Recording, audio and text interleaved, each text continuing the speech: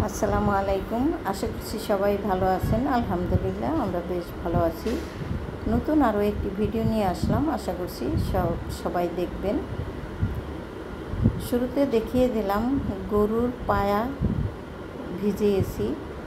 এগুলো আজকে নিহারি রান্না করব। তবে আমি কিভাবে নিহারি রান্না করি সেটা আপনাদের সাথে শেয়ার করব। ভিডিওটা দেখতে থাকেন শেষ পর্যন্ত, কিভাবে কি রান্না করি আর আজকে কি কি কাজ করি সব কিছুই আপনাদের সাথে ধীরে ধীরে শেয়ার করার চেষ্টা করব। তো সবগুলো পায়া আমি কিন্তু বেশ কিছুক্ষণ আগেই ভিজিয়ে রেখেছিলাম, এখন ছুটে গিয়েছে বরফ। তারপরে আমি কয়েকটা ধোয়া দিয়ে নিব। আর বিশেষ এখানে কিন্তু অত বেশি একটা রক্ত বা ময়লা নেই, মাংসগুলো ভীষণ সুন্দরভাবেই কাটা হয়েছিল। সকালবেলা যেহেতু নাস্তা করব সে কারণে আমি কিন্তু কিছুটা মাংস ভিজিয়েছিলাম পাশাপাশি, তো সেগুলো আগে রান্না করে নিই, তারপরে নিহারিটা কিভাবে বসাই আপনাদের সাথে শেয়ার করব। দেখতেই পাচ্ছেন এখানে আমি অলরেডি হলুদ, মরিচ, ধনিয়া আর আদা রসুন বাটা দিয়ে দিয়েছি। আর তারও আগে কিন্তু পেঁয়াজ দিয়ে দিয়েছিলাম তেলের ভিতরে, গরম মশলা যা যা লাগে। তো একেবারে সিম্পলভাবে মাংসটা আজকে রান্না করব। কুরবানির মাংস আসলে যেভাবেই আপনি রান্না করেন না কেন খেতে কিন্তু ভীষণ মজা হয়, অল্প এবং বেশি যেভাবেই রান্না করেন না কেন। হাতে মাখিয়েও রান্না করতে পারেন, আবার আগে তেল মশলা কষিয়েও রান্না করতে পারেন, আসলে মজা হবেই। তো যাই হোক, আমি এখানে রান্নাটা বসিয়ে দিয়ে পাশের চুলায় একটু গরম পানি বসিয়ে দিলাম, কারণ নেহারিগুলো কয়েকটা ধোয়া দিয়েছি, একদম ফ্রেশ হয়ে গেছে মোটামুটিভাবে। আমার কিন্তু ধোয়া শেষ, কিন্তু এখন ফিনিশিং দেওয়ার জন্য হালকা গরম পানি একটু দিয়ে দিব। যদি রগের ভিতরে কোনো রক্ত থেকে থাকে বা ব্লাড থেকে থাকে তাহলে 5 মিনিট ভিজিয়ে রাখলে সেই রক্তটা বের হয়ে যাবে। তবে আমার কিন্তু রক্ত নেই এমনিতেও, মনের সন্দেহের কারণে আমি একটু গরম পানি দিয়ে দিলাম এখানে।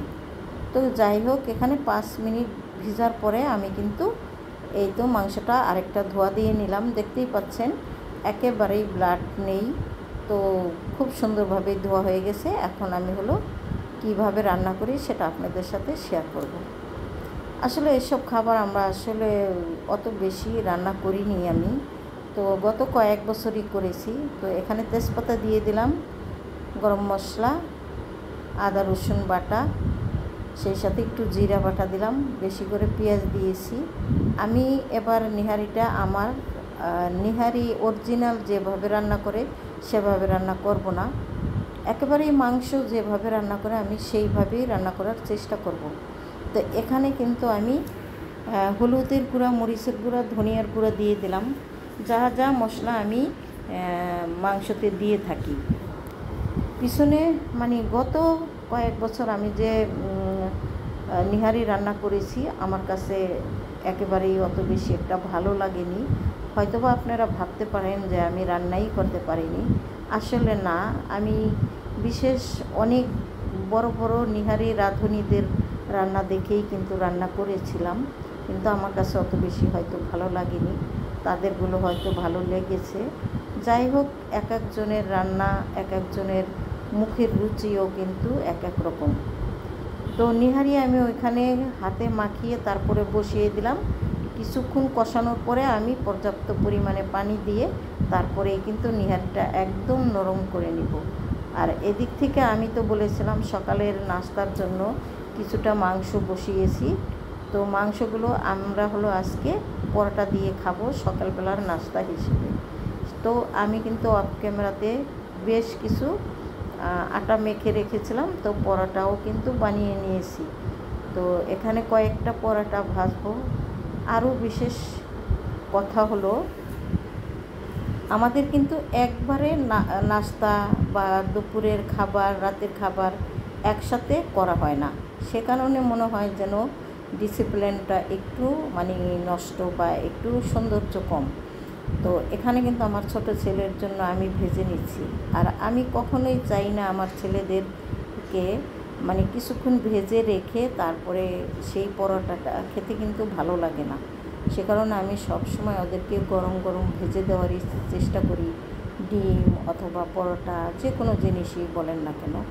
যাই হোক, এখানে আমার ছোট ছেলেকে আমি এখন নাস্তাটা দিয়ে দিব, তো ওর জন্য কয়েকটা পরোটা ভেজে নিলাম। আর বাদ বাকি বেশ কিছু পরোটা আমি কিন্তু ফ্রিজে ফ্রোজেন করে রাখবো আজকে। তো এখানে এই তো দেখতেই পাচ্ছেন, মাংসটা কিন্তু খুব সুন্দর রান্না হয়ে গেছে এবং সেদ্ধও খুব ভালো হয়েছে। কুরবানির মাংস কিন্তু রান্না করতেও অত বেশি একটা সময় লাগে না, অনায়াসে খুব তাড়াতাড়ি সিদ্ধ হয়ে যায়। যাই হোক, এখানে ছেলেকে দিয়ে দিলাম, সামান্যই দিলাম, ওর যতটুকু লাগে ও ইচ্ছামতো নিবে আর খাবে, কোনো অসুবিধা নেই। যাই হোক, এখানে ছোট ছেলে খেতে বসে যাবে এখন। তো এই তো ছোটো ছেলে কিন্তু খাবার শেষ করে ফেলেছে।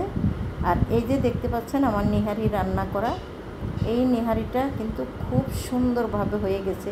প্রায় আমি বসিয়ে রেখেছিলাম এখানে 3 থেকে 4 ঘন্টা বা আরও বেশি। আস্তে আস্তে নিভু জালে আমি রান্নাটা করে নিয়েছি। দেখতেই পাচ্ছেন মাংসটা কিন্তু একদম খুলে গেছে এবং ঝোলটা খুবই ভালো হয়েছে। অনেকে কিন্তু একটুখানি ময়দা গুলে দেয়, বিস্কিটের পাউরুটির এরকম কিছু দিয়ে থাকে, আসলে কোনো কিছুই দিতে হয় না। তারপরেও আমি বলবো যে এখানে যদি আরও একটু মশলাপাতি দেওয়া যেত তাহলে হয়তো আরও একটু ভালো হতো। মোটামুটি ভীষণ ভালো হয়েছিল। এটা কিন্তু ছিল পরের দিন সকালের নাস্তার খাবার। তো যখন আমি রান্না করেছি, তো এই নিহারিটা কিন্তু সেই দিন আর খাওয়া হয়নি। আর কেউ কিন্তু নাস্তা ওই মাংসের ঝোল দিয়েই সবাই করে নিয়েছিল ওই দিন।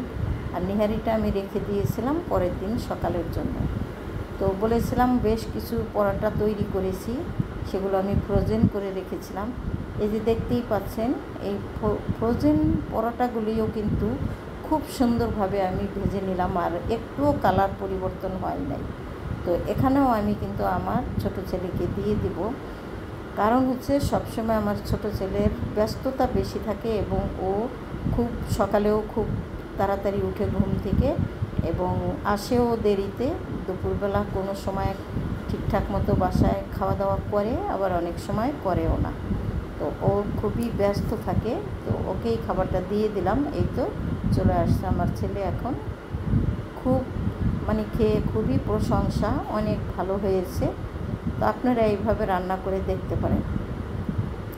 খাওয়া দাওয়া শেষ হয়ে গেছে, এখন অবশ্যই প্লেট বাটি ধুইতে হবে।